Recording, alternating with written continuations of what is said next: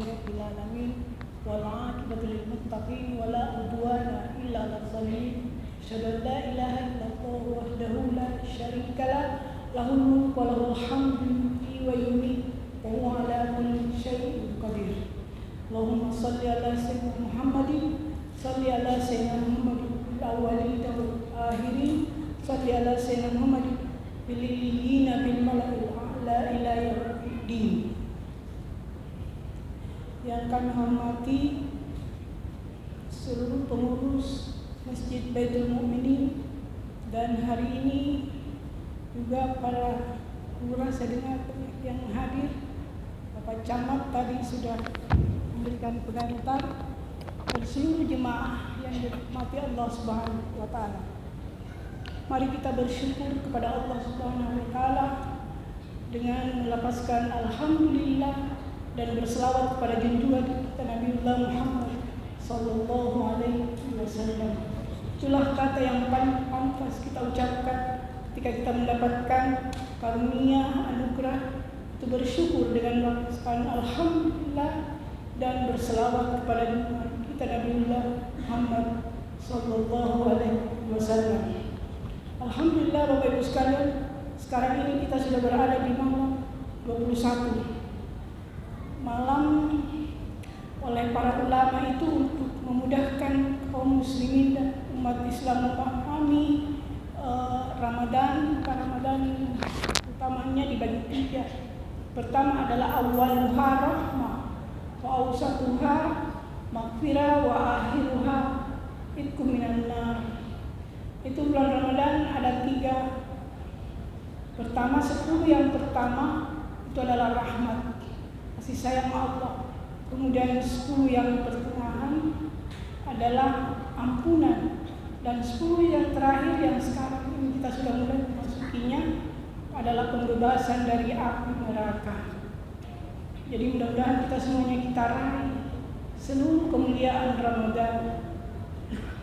Bapak Ibu sekalian, saya ingin membahas tentang kemuliaan ini, tapi oleh panitia saya diberikan tugas membahas satu tema, yaitu tentang bagaimana adab bertetangga dalam Islam. Tetangga, apa itu tetangga? Tetangga adalah orang yang dimana kita hidup bersama mereka dalam suatu komunitas. Kalau ada juga yang mengatakan bahwa 40 rumah antaranya jadi 40 rumah ke kiri, 40 rumah ke kanan, 40 ke itu adalah tetangga. Kemudian ada juga yang mengatakan bahwa tetangga itu adalah jaraknya adalah kalau berjalan tidak capek sampai jarak selanjutnya. Namun Islam memberikan batasan-batasan dan keutamaan daripada bagaimana kita bertetangga. Tetangga dalam bahasa Al-Quran dikatakan jiran, ya, jiran. Tetangga ini disebutkan dalam Al-Quran merupakan suatu simbol atau bukti keimanan seseorang. Jadi kalau seorang bagus kepada tetangganya berarti imannya baik. Kalau umpamanya ada seorang yang mau pergi melamar perempuan dan mau menanyakan bagaimana karakternya, tanya saja tetangganya. Nah, itu tetangga. Jadi tetangga dalam Islam itu adalah merupakan simbol keimanan seseorang. Sehingga Rasulullah mengatakan, la yu'minu ahadukum hatta yukrima jarah. Tidak beriman seseorang di antara kamu sampai dia menghormat dan memuliakan tetangga. Tetangga ini ada namanya jaril qurba. Ada tetangga dekat dan ada tetangga jauh.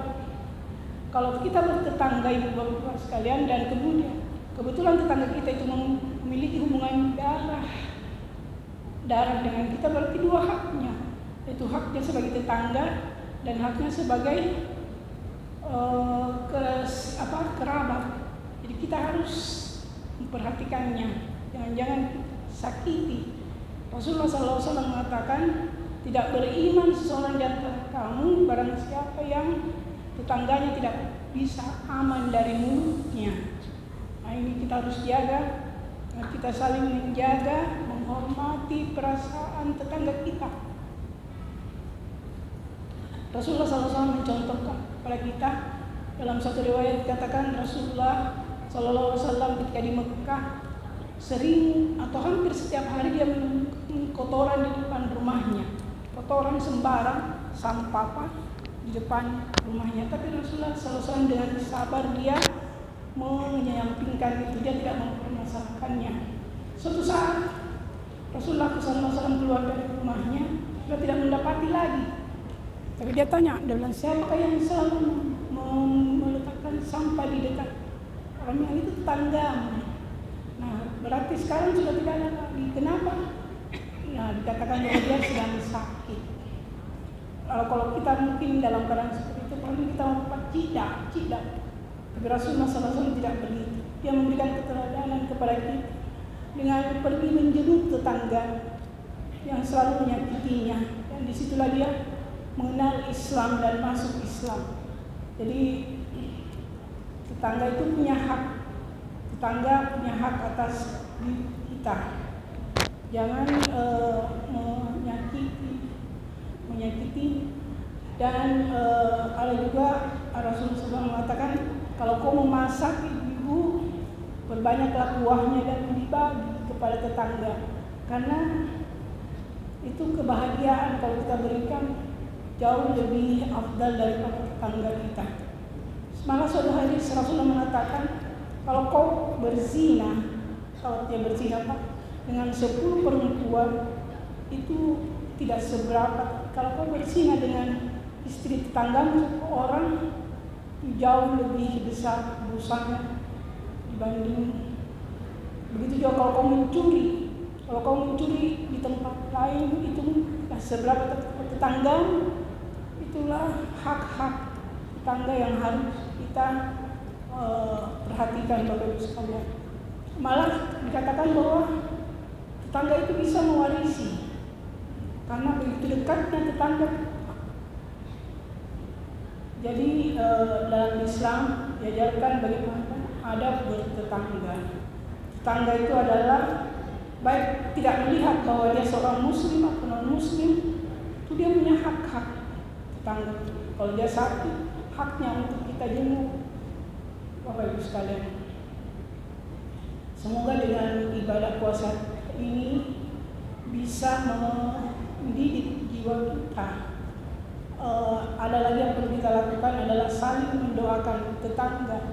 Mendoakan, kalau kita di depannya mendoakan tidak seperti itu, kita di belakangnya lalu kita mendoa, ya Allah, lindungilah tetanggaku itu akan diterima oleh Allah Subhanahu wa Ta'ala. Baik, Bapak Ibu yang kami hormati,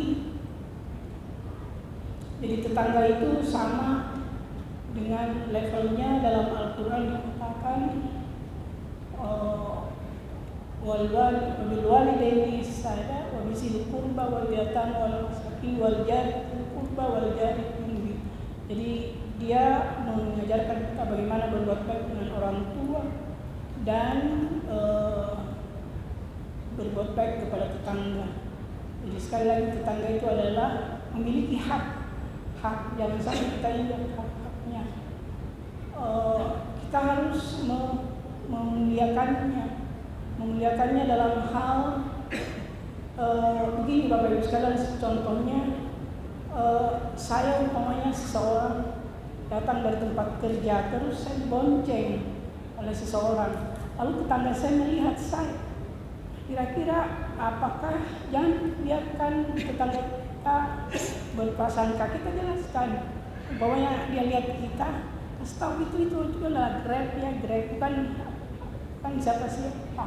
Jadi jangan memberikan ruang kepada tetangga untuk memperluas dia punya pada kita semuanya. Sekiranya inilah Bapak Ibu sekalian, semoga bermanfaat. Mari kita menjadi tetangga yang baik, tetangga yang mengasihi, tetangga yang memuliakan. Nah itulah. Allahumma ila qul. Assalamualaikum warahmatullahi wabarakatuh.